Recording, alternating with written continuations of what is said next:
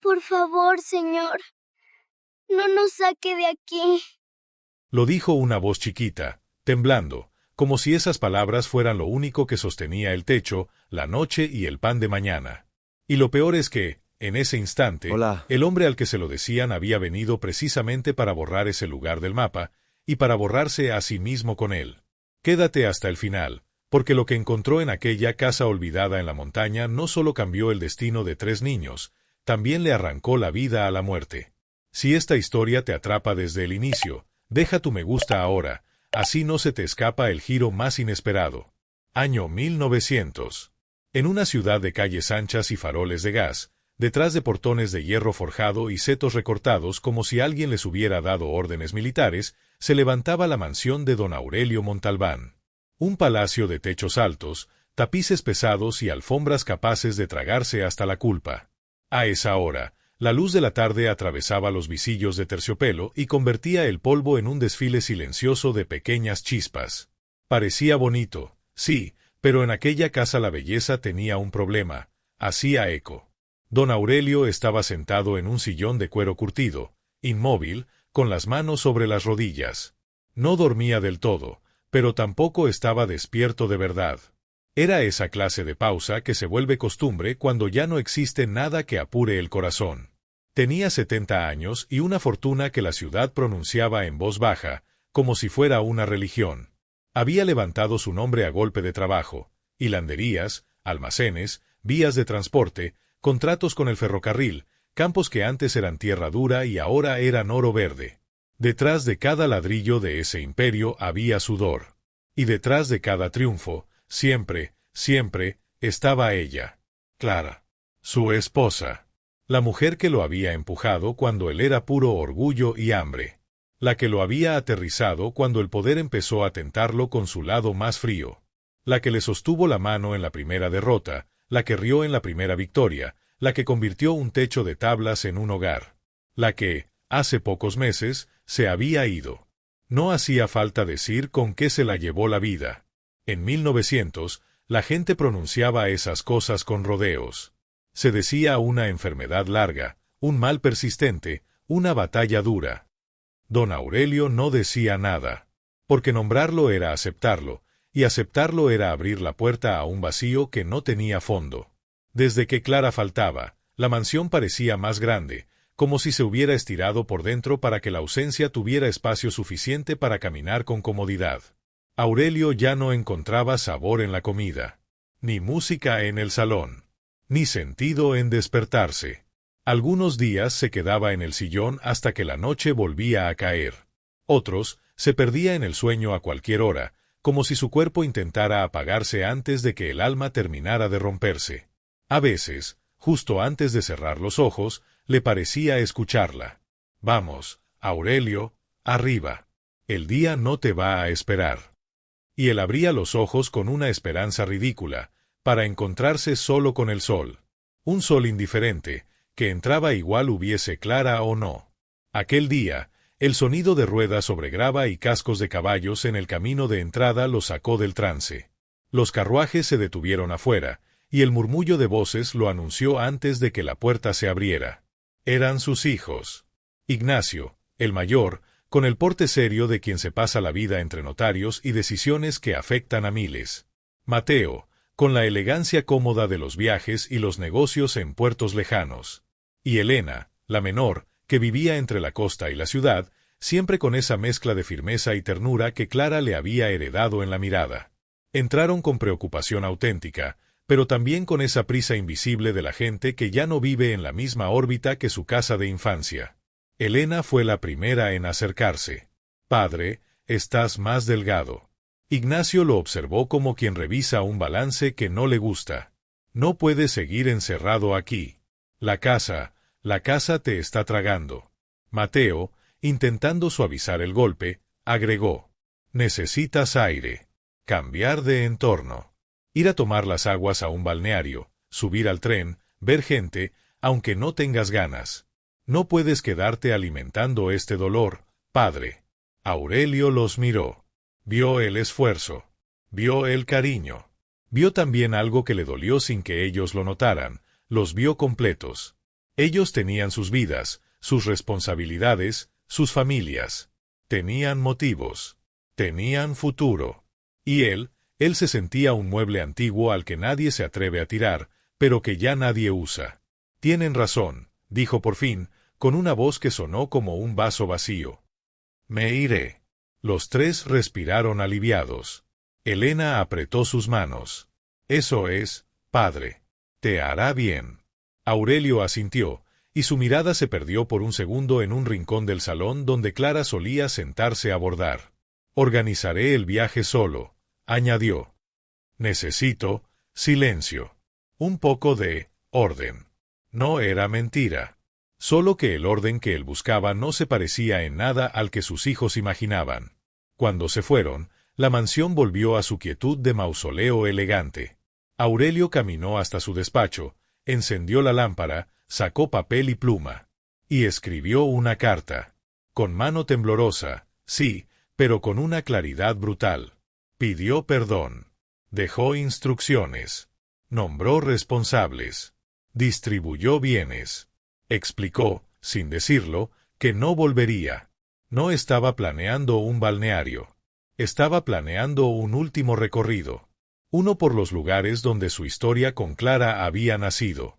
Como quien revisa un libro antes de cerrarlo para siempre. Como quien camina despacio hacia un lugar que, en su mente, ya tiene la forma de un final. Antes del amanecer, salió de la mansión con una maleta pequeña de cuero gastado. No llevó escolta. No llevó criados. Tomó el carruaje más discreto que tenía, el que casi no usaba, y ordenó al cochero llevarlo hasta la estación, pero a mitad de camino cambió de idea. Bajó, pagó, y siguió solo a pie, con su maleta y su sombra. Desde allí consiguió un coche de alquiler hacia las afueras. A medida que la ciudad quedaba atrás, el aire se volvía distinto. Menos perfume y más tierra. Menos ruido y más viento. Su primera parada fue frente a una de sus hilanderías, un edificio enorme que parecía respirar por chimeneas. El ruido de los telares se escuchaba incluso desde afuera, como un corazón mecánico. Aurelio se quedó mirando los portones, recordando el día en que él y Clara habían comprado una sola máquina vieja, oxidada, y la habían hecho funcionar a fuerza de paciencia y manos heridas. Ella cosía por las noches, él recorría mercados por el día. No comían bien, no dormían bien, pero se reían. Se reían porque estaban juntos, y porque cada moneda era una victoria compartida. Ahora, aquella fábrica producía montañas de tela. Aurelio podría haber comprado la ciudad entera si quisiera. Y sin embargo, allí de pie, sintió lo mismo que en su mansión, nada. Siguió su ruta. Pasó por los campos que antes eran tierra ingrata. Vio trabajadores alineados, herramientas brillando, surcos perfectos. Recordó cuando él y Clara habían arrancado piedras con las manos, cuando ella hablaba a la tierra como si fuera una criatura viva. Si la cuidas, te cuida, decía. Y la tierra, en efecto, había respondido. Lo que no respondió fue el destino. Más tarde, entró en un barrio viejo, de callejones y paredes descascaradas. Allí estaban los primeros locales donde vendieron mercancía casera, donde ella preparaba dulces para atraer clientes, donde la lluvia se colaba por el techo y ellos ponían cubos en el suelo y se burlaban del desastre como si fuera una aventura. Aurelio se detuvo frente a un local que ahora era una ferretería. Cerró los ojos. Por un segundo, olió el azúcar tostado, escuchó una risa joven, sintió una mano cálida en la suya. ¿Está bien, señor?, preguntó un hombre que pasaba. Aurelio abrió los ojos y volvió al presente, con un suspiro. Sí, solo recordaba, respondió. Y siguió subiendo. Porque lo que buscaba estaba arriba, muy arriba. Donde el aire quema por puro frío. Donde el mundo parece terminar. La montaña lo recibió con un camino de tierra, cada vez más estrecho. Pinos, rocas, matorrales, silencio.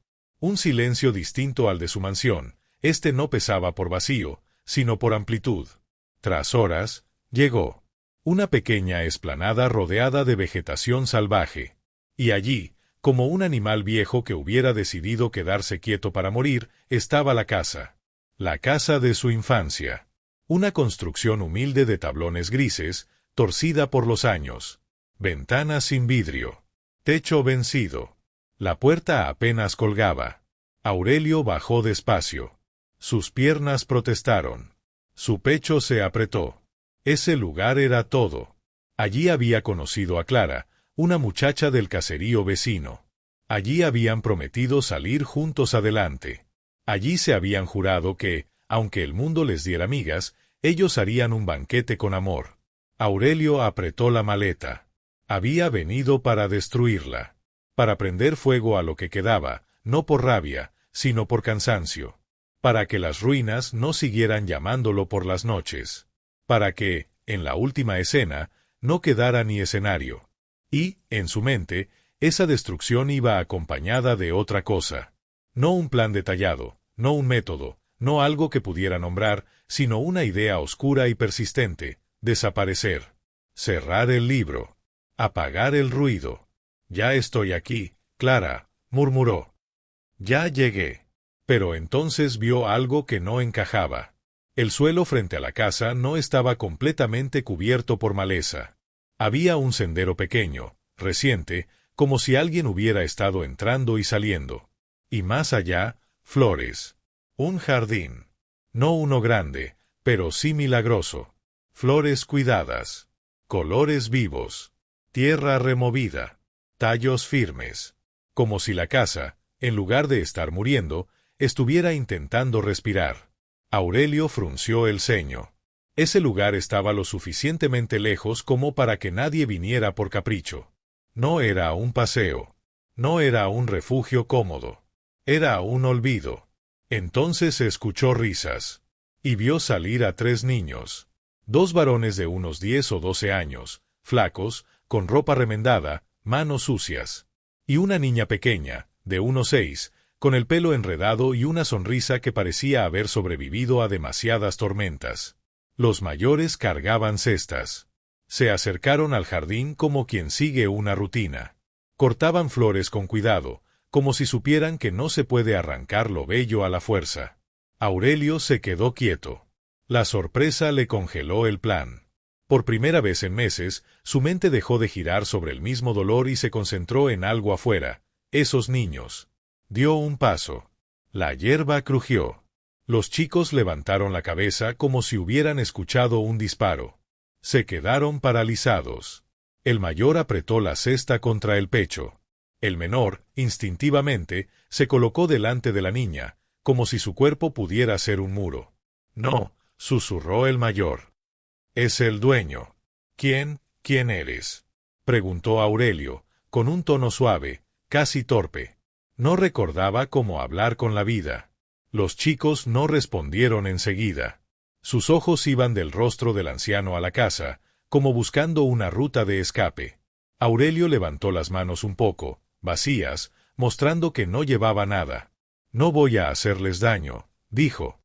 «Solo, quiero entender. ¿Por qué están aquí?». El mayor tragó saliva. «Porque no tenemos otro lugar», respondió por fin, con voz de quien está listo para recibir un golpe en cualquier segundo. «Yo soy Tomás. Él es Julián. Y ella es Lía», señaló a la niña, que miraba a Aurelio con esa mezcla de curiosidad y miedo que solo tienen los que han aprendido demasiado pronto. «No somos hermanos de sangre», añadió Tomás. «Pero decidimos serlo. Porque, si no, no sobrevives». Aurelio sintió un tirón en el pecho. «¿De dónde vienen?». Julián apretó los labios, como si no quisiera hablar. Tomás lo hizo por él. «Del asilo de la Ciudad Baja. Se llama San Jerónimo. Allí», buscó palabras menos peligrosas, «allí te quitan el aliento con trabajo. Y si te quejas, te recuerdan que no tienes a nadie». Aurelio entendió más de lo que dijo. En sus años, había escuchado historias. Había firmado donaciones. Había asistido a cenas de caridad. Pero una cosa es escuchar y otra es ver el miedo en los ojos de un niño. ¿Y cómo llegaron aquí? Tomás señaló hacia el valle. «Caminando. 2 noches. Nos escondimos. Nadie viene a esta casa, así que la tomamos». Julián, por fin, habló, casi en un hilo. Arreglamos el techo con barro y ramas, para que Lía no se mojara. Hicimos el jardín porque, miró las flores, porque si todo está feo, te vuelves feo por dentro. Aurelio sintió que algo, muy adentro, se movía, como una bisagra vieja que vuelve a abrir. ¿Y las flores? Las vendemos abajo, en el pueblo, dijo Tomás, con orgullo frágil. Con eso compramos pan, leche, si tenemos suerte, un poco de caldo. Aurelio miró la casa que él había querido convertir en ceniza, y miró a esos niños que la estaban convirtiendo en hogar. Esta casa era mía, dijo Aurelio. Los chicos se tensaron. Se le hizo un nudo, vine para derribarla. Para terminar con esto. Tomás tragó saliva. Julián apretó los puños. Lía se escondió un poco más. Por favor, señor, dijo Tomás, no nos saque de aquí. No queremos molestar. Solo queremos quedarnos juntos. Y entonces la niña, con voz diminuta, remató lo que Tomás no se atrevía a decir. Si nos encuentran, nos separan.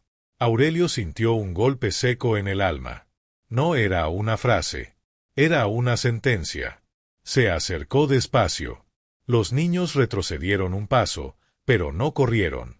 No porque confiaran, sino porque tal vez ya estaban cansados de correr. Aurelio respiró.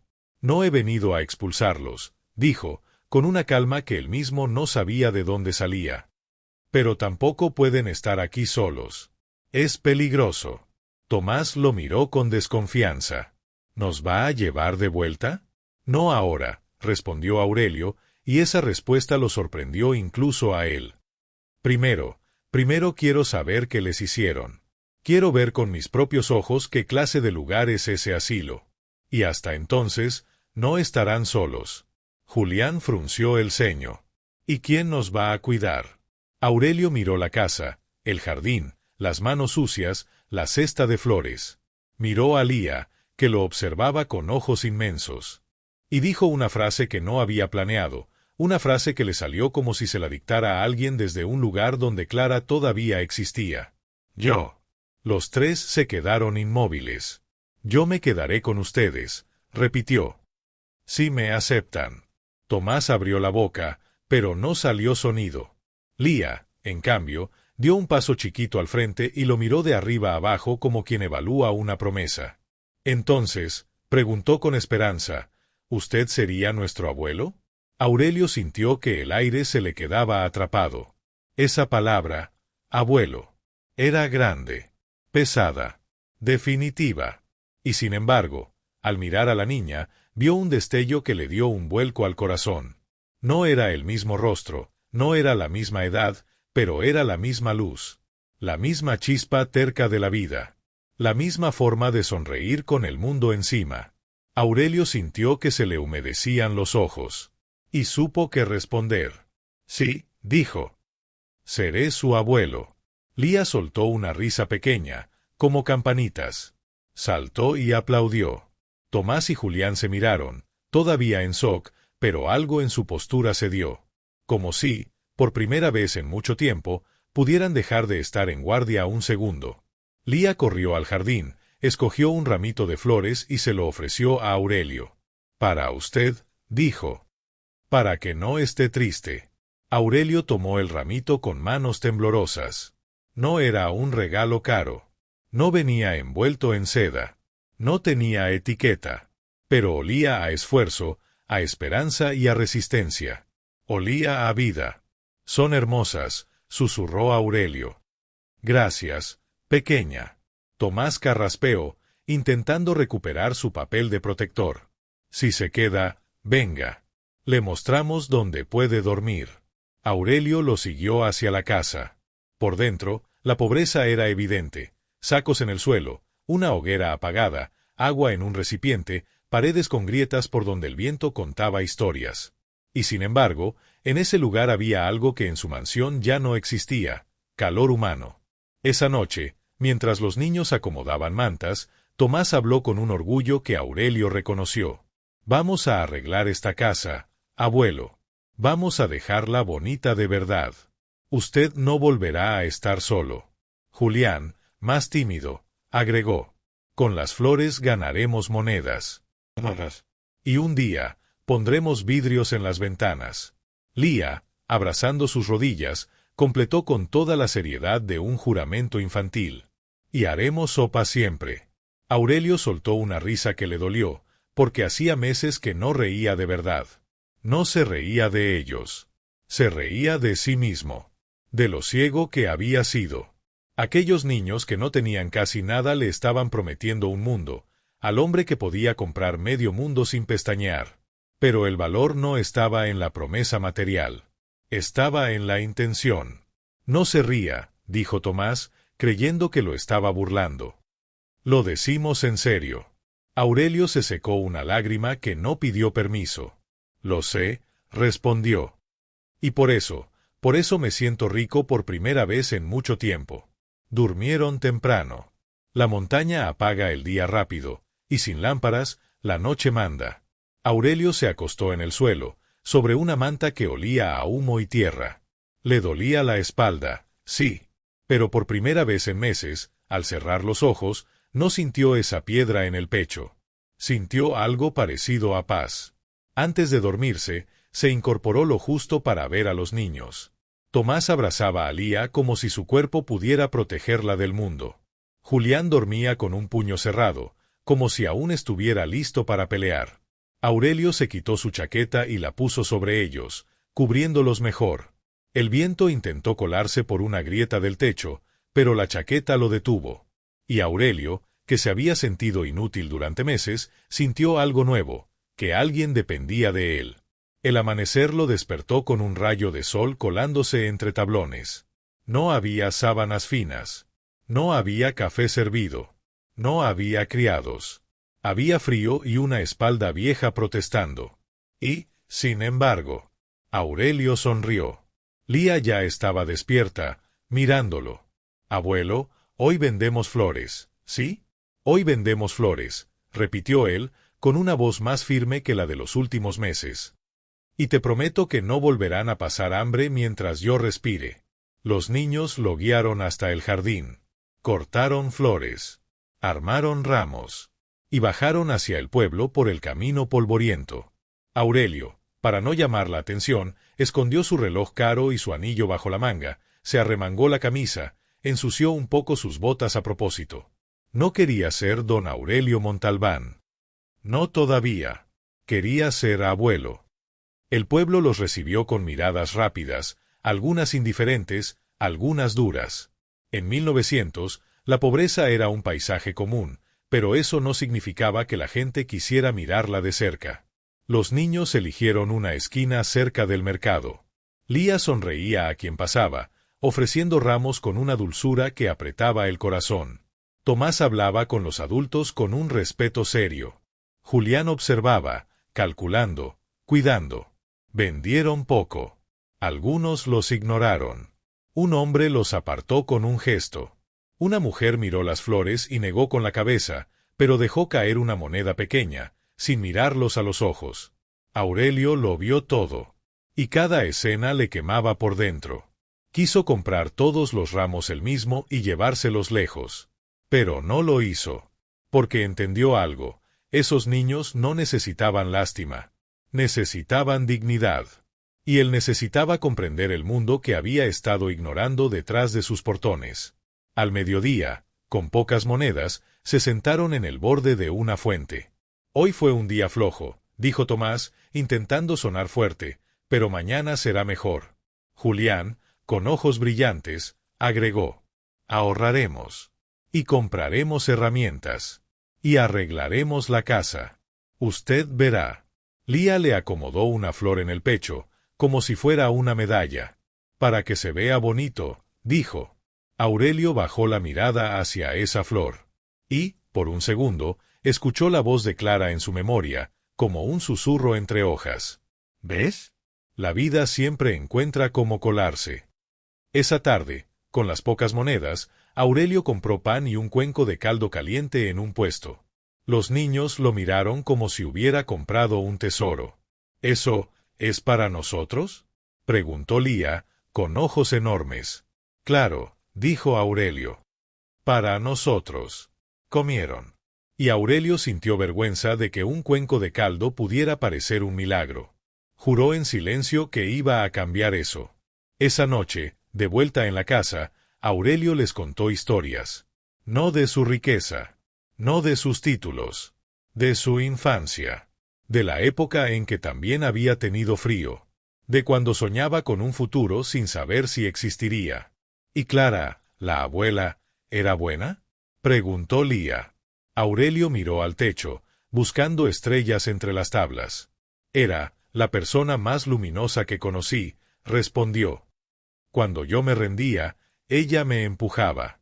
Cuando yo me endurecía, ella me ablandaba. Cuando yo me perdía, ella me traía de vuelta. Tomás y Julián lo escuchaban en silencio, como si cada palabra fuera un pedazo de mapa para sobrevivir. Antes de dormir, Tomás sacó una lata vieja. Aquí guardamos lo que ganamos, dijo. Guárdelo usted, abuelo. Confiamos en usted. Aurelio tomó la lata. No pesaba mucho. Unas monedas. Pero, para él, pesaba más que cualquier caja fuerte. Porque era confianza. Era pertenencia. Era familia. Esa noche, Aurelio durmió con una idea clara. Tenía que enfrentar el origen del miedo de esos niños. Tenía que mirar de frente al asilo San Jerónimo. Y, si lo que sospechaba era cierto, nadie iba a seguir sufriendo allí. Pero el mundo no espera a que uno se prepare. A la mañana siguiente, el cielo amaneció gris y pesado. El aire olía a lluvia. Aurelio y los niños bajaron igual, con cestas de flores y pasos rápidos, porque el hambre no entiende de clima. Se instalaron cerca del mercado de la ciudad baja, un lugar más grande, más duro. Allí se mezclaban comerciantes, carreteros, obreros, señoras con canastas y hombres con manos manchadas de grasa.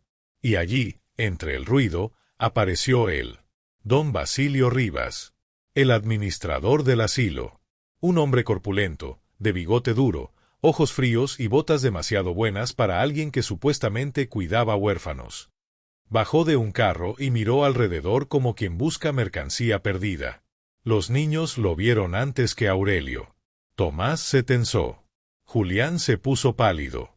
Lía se escondió detrás de Aurelio, aferrándose a su camisa. No, murmuró Tomás. No, no, no. Basilio los vio. Y sonrió. No una sonrisa de alegría. Una sonrisa de dueño recuperando lo que considera suyo. Miren nada más, dijo, alzando la voz para que todos escucharan. Las ovejitas descarriadas. Se acercó con pasos pesados.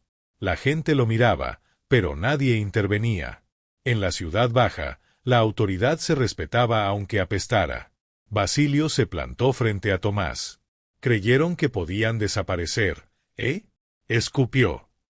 Me hicieron perder tiempo. Me hicieron perder dinero. Tomás intentó hablar, pero la voz no le salió. Julián dio un paso al frente, temblando de rabia y miedo. No volvemos, dijo Julián. Basilio soltó una carcajada seca. No es una opción. Y extendió la mano hacia Tomás. Aurelio se movió antes de pensar. Se interpuso. No los tocará, dijo, con un tono tranquilo pero cortante. Basilio lo miró de arriba abajo, viendo a un anciano con ropa sencilla, manos gastadas, sin señales visibles de poder. ¿Y tú quién eres?, preguntó Basilio. ¿Otro viejo que juega a ser salvador? Aurelio sostuvo su mirada. Soy su familia. Basilio frunció el ceño, divertido. No tienes idea de con quién te metes. Aurelio respiró hondo. No iba a gritar. No iba a armar un espectáculo. Pero tampoco iba a retroceder. Tengo una idea bastante clara, respondió. Y te advierto algo, si das un paso más, este mercado entero sabrá quién eres. Basilio se inclinó un poco, acercando el rostro. ¿Y cómo lo harás? ¿Gritando? ¿Llorando? Nadie te va a creer, viejo. Aurelio miró alrededor. La gente evitaba sus ojos. Algunos parecían incómodos. Otros indiferentes. Nadie quería problemas. Entonces Aurelio hizo lo que, en su mundo, siempre funcionaba. Usó el sistema. Pero en 1900, el sistema se movía con papel, tinta y cables. Aurelio tomó a Tomás del hombro, lo colocó detrás de sí y caminó hacia la oficina de telégrafos que estaba a pocos pasos del mercado. Basilio lo siguió, confundido pero confiado. Aurelio entró. El telegrafista levantó la vista, sorprendido al ver a ese anciano con 3 niños asustados. Aurelio se acercó al mostrador y habló con una calma que no dejaba espacio a discusión. «Envíe un telegrama urgente al gobernador civil», dijo. «Y otro al capitán de la guardia. Y otro a mi abogado principal en la capital». El telegrafista parpadeó. «Señor, ¿a nombre de quién?». Aurelio levantó ligeramente la manga, dejando ver un anillo con sello. No ostentoso, pero inconfundible para quien trabajaba con documentos. «A nombre de Aurelio Montalbán». El telegrafista se quedó helado. Su cara cambió como si hubiera visto aparecer un fantasma con título. «Ese sí, señor Montalbán», de inmediato. Basilio, detrás, dejó de sonreír. «¿Montalbán?», repitió, con la voz más baja. Aurelio giró lentamente hacia él. «Sí», dijo. «Ese Montalbán». El silencio se volvió espeso. Basilio tragó saliva. Usted no puede estar aquí. Usted no». «Estoy», lo cortó Aurelio. «Y ahora vamos a hablar de San Jerónimo». Basilio intentó recuperar su postura de autoridad. «Yo cuido niños. La gente me respeta. Ese asilo tiene permisos. Tiene apoyo. Tiene sombra», dijo Aurelio. «Y hoy la sombra termina». Basilio dio un paso atrás, midiendo la situación. «No tiene pruebas». Aurelio se inclinó un poco, acercándose con una serenidad peligrosa. «Tengo 3 pruebas vivas detrás de mí. Y tengo memoria. Y tengo recursos.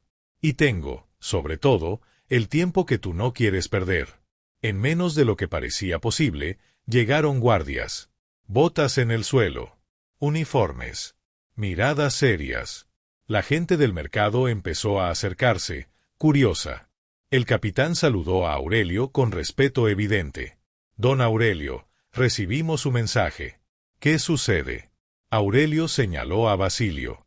«Ese hombre dirige el asilo San Jerónimo. Quiero una inspección inmediata.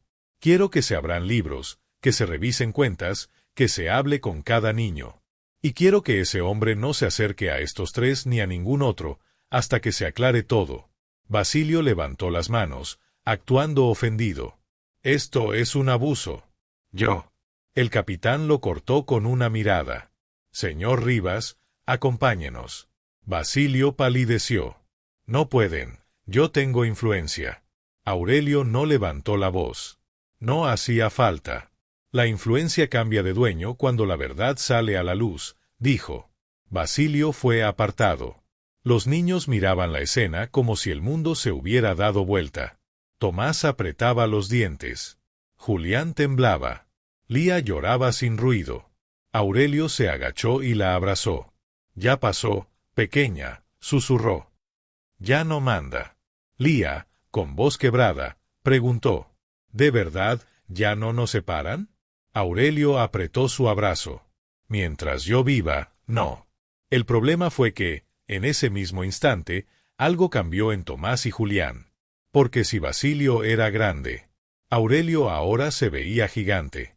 Un abuelo humilde que dormía en el suelo se había convertido, de pronto, en un hombre capaz de mover guardias con un telegrama, capaz de hacer temblar a un adulto temido, capaz de cambiar el aire de un mercado. Y esa magnitud, para niños que ya habían sido traicionados antes, daba miedo. Al caer la tarde, caminaron de vuelta hacia la montaña. El cielo estaba pesado, pero no llovía todavía. El viento olía a tormenta. Tomás y Julián iban callados. Lía caminaba de la mano de Aurelio, aferrada como si soltarlo significara perderlo.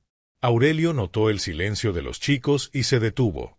«¿Qué pasa?», preguntó. «¿Por qué están así?». Tomás miró al suelo. «Ahora sabemos quién es usted», dijo. Julián apretó la mandíbula. «Usted no es como nosotros». Aurelio sintió un pinchazo. Soy un viejo con huesos cansados, igual que ayer. Tomás levantó la vista. Sus ojos estaban brillosos, pero no de alegría. Usted puede vivir en casas grandes. Con comida. Con luz. Con camas. Usted no necesita esta casa rota. Aurelio intentó interrumpir, pero Tomás siguió. Nosotros sí. Y ahora que ya hizo que se lleven a Basilio, ahora ya está todo arreglado. Usted se va a ir. Julián, por primera vez, dejó caer la voz. Nos va a dejar. Como todos. Lía apretó la mano de Aurelio con fuerza, y el temblor de su cuerpecito lo atravesó. Aurelio se arrodilló en el camino, allí mismo, sobre la tierra. Escúchenme, dijo, mirando a Tomás y Julián a los ojos. Yo no vine a buscarlos. Yo vine, tragó saliva, yo vine perdido. Ustedes me encontraron. Tomás se mordió el labio. Eso fue antes de que supiéramos. Aurelio respiró hondo. Saber quién soy no cambia lo que pasó. Ni lo que siento. Su voz se quebró, yo estaba listo para apagarme. Y ustedes, con una flor, me devolvieron el aire. Se hizo un silencio. El viento silbó entre árboles. Aurelio continuó. Yo no quiero volver a estar solo. Y ustedes no merecen volver a estar a la deriva. Si me dejan, vamos a ser familia. De verdad. Tomás miró a Julián. Julián miró a Lía. Y Lía, con lágrimas en los ojos, susurró. Yo sí quiero. Tomás tragó saliva. La fortaleza se le desarmó un poco. ¿Y si mañana cambia de idea? Aurelio negó con la cabeza. No vuelvo a huir. Ni de mi dolor, ni de ustedes. Volvieron a caminar. Pero el aire ya no era el mismo. La confianza era un cristal recién pegado. Se sostenía, sí, pero cualquier golpe podía romperlo. Esa noche, al llegar a la casa, la tormenta por fin estalló. La lluvia golpeó el techo como si quisiera recordarle a todos que la vida no es amable por costumbre. Los niños se acomodaron juntos. Aurelio reforzó con su chaqueta una parte del techo por donde se filtraba agua. No era cómodo. No era fácil. Pero era real.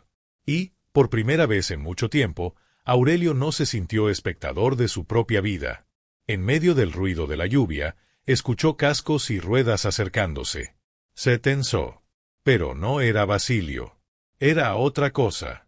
Eran carruajes finos. Demasiado finos para subir hasta allí. Y entonces vio luces. Faroles. Voces. Padre. La voz de Elena cortó la noche. Aurelio salió al umbral. Vio a sus hijos, empapados, con el rostro descompuesto por el miedo. Ignacio bajó primero, con los ojos rojos. Mateo lo siguió, apretando algo en la mano. Era la carta que Aurelio había escrito. Elena corrió hacia él y lo abrazó con desesperación. Pensamos que te habías ido para siempre. Sollozó. Ignacio se plantó frente a su padre con una mezcla de rabia y alivio que casi no le cabía en el pecho. ¿Cómo pudiste? Dijo, mostrando la carta. ¿Cómo pudiste escribir esto y desaparecer? Mateo, más callado, tenía la mirada rota. Te buscamos por todas partes. Hicimos venir gente. Revisamos estaciones, caminos, posadas. Nadie sabía nada. Y luego, un telegrama del gobernador civil diciendo que don Aurelio Montalbán estaba involucrado en un asunto del asilo San Jerónimo, y que había 3 niños, y que estabas en la montaña. Elena apretó el abrazo. Padre, íbamos a perderte. Aurelio sintió una vergüenza profunda. Había estado tan metido en su propio dolor que olvidó que su vida también pertenecía a quienes lo amaban. Perdónenme, dijo, con la voz quebrada. No pensé, no vi, estaba ciego. Ignacio apretó la mandíbula. No vuelvas a hacer eso. Nunca. Aurelio asintió. Entonces se oyó un sonido chiquito detrás. Lía estaba asomada, mirando a esos adultos elegantes como si fueran parte de un cuento lejano. Tomás y Julián estaban rígidos, listos para correr.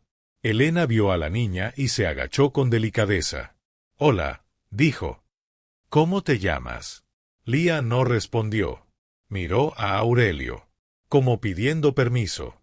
Aurelio se acercó y puso una mano suave en el hombro de la niña. Ella es Lía, dijo. Y ellos son Tomás y Julián.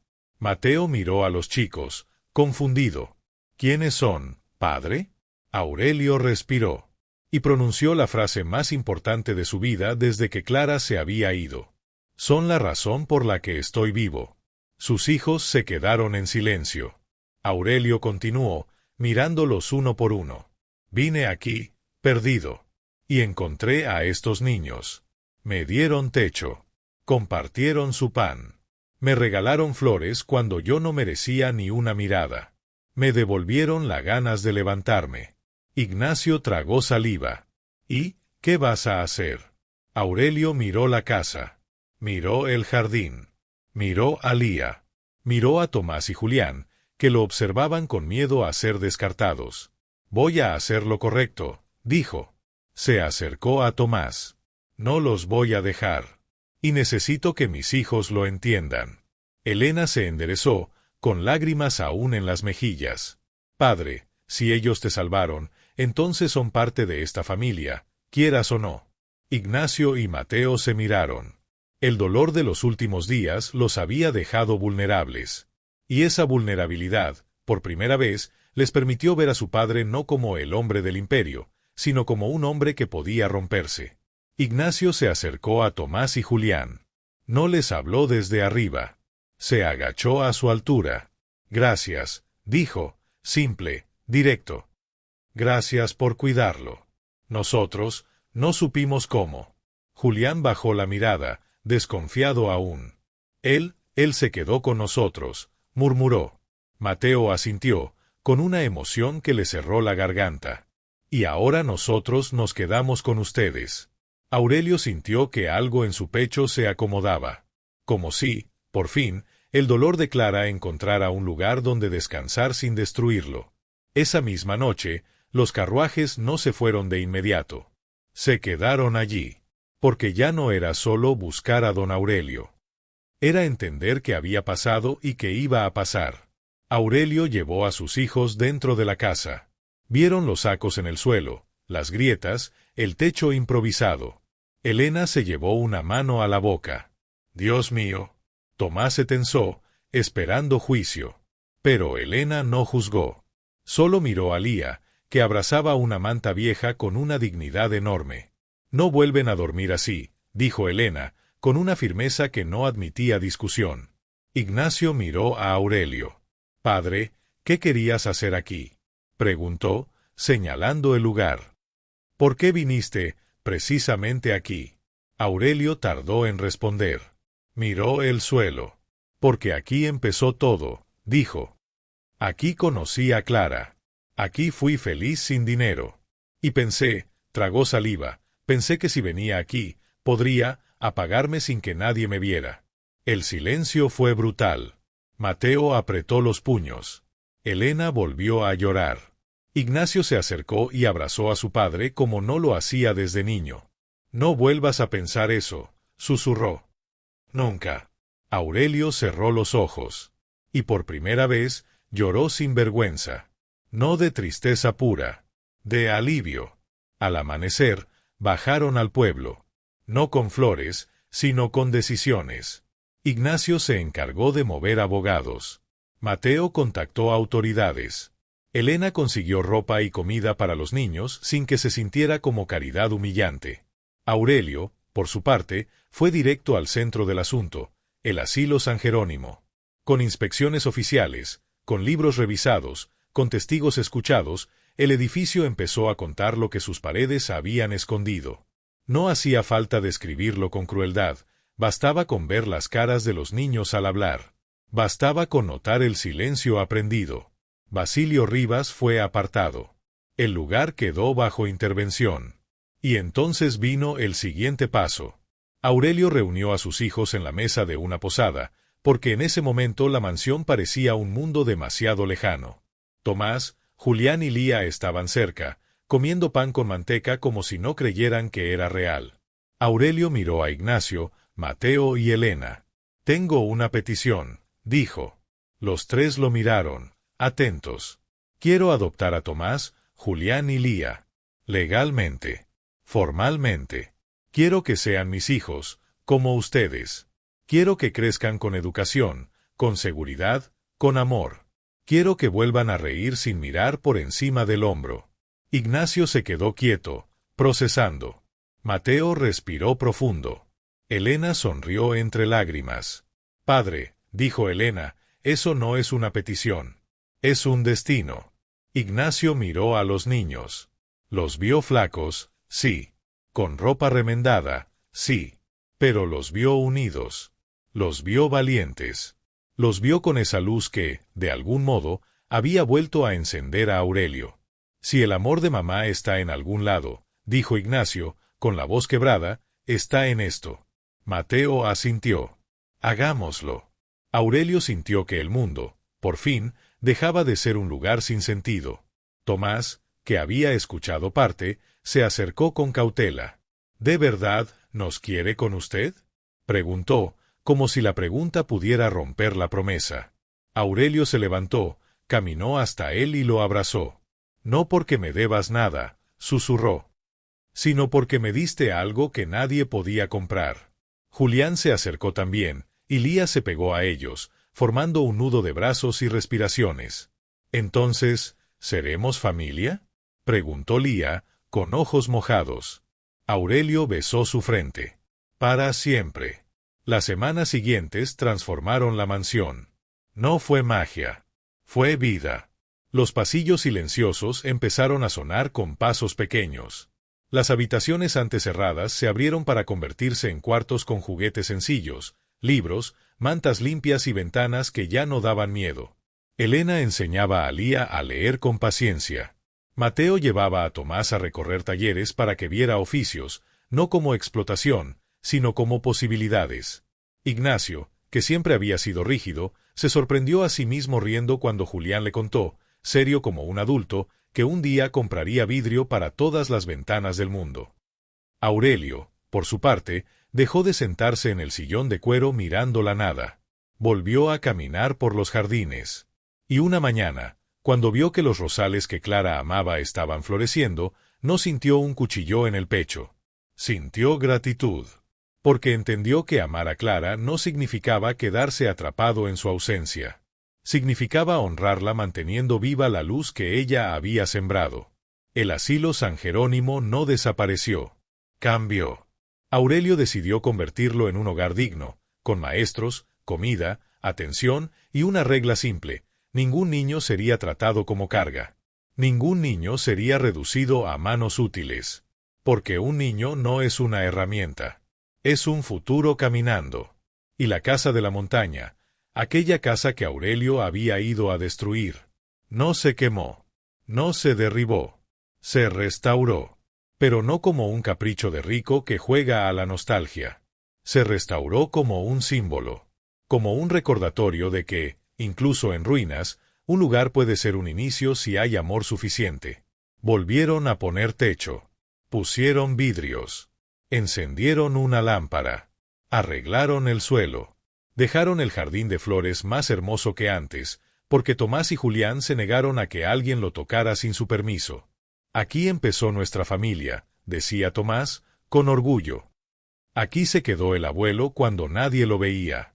Aurelio, cada vez que escuchaba eso, sentía un nudo dulce en la garganta. Una tarde, meses después, Aurelio se encontró solo en la biblioteca, frente a un retrato de Clara. No con lágrimas de desesperación, sino con una sonrisa tenue. «No me fui contigo», susurró. «Me quedé, porque me mandaste a estos tres». Y, como si el mundo tuviera sentido del humor, Lía entró corriendo, con una flor en la mano, y se la puso en el pecho igual que el primer día. «Para que no esté triste, abuelo», dijo. Aurelio la alzó en brazos. «Mientras estés tú, no sé si puedo volver a estar triste del mismo modo». Tomás y Julián entraron detrás, discutiendo sobre cuál flor se vendía mejor en el mercado. «Las blancas son más elegantes», decía Tomás. «Las rojas llaman más la atención», contestaba Julián. Aurelio los miró, y de pronto comprendió algo que lo dejó inmóvil. Él no había salvado a esos niños. Esos niños lo habían salvado a él. Y al final, eso era lo más justo. Porque la vida, cuando parece cerrarse, a veces se abre por donde menos lo esperas, por un sendero en la maleza, por un jardín imposible, por 3 manos pequeñas sosteniendo flores como si fueran antorchas. Ahora, si esta historia te dejó algo por dentro, quiero que hagas 2 cosas. Suscríbete para más relatos así, y escribe en los comentarios una palabra que te recuerde por qué vale la pena seguir adelante.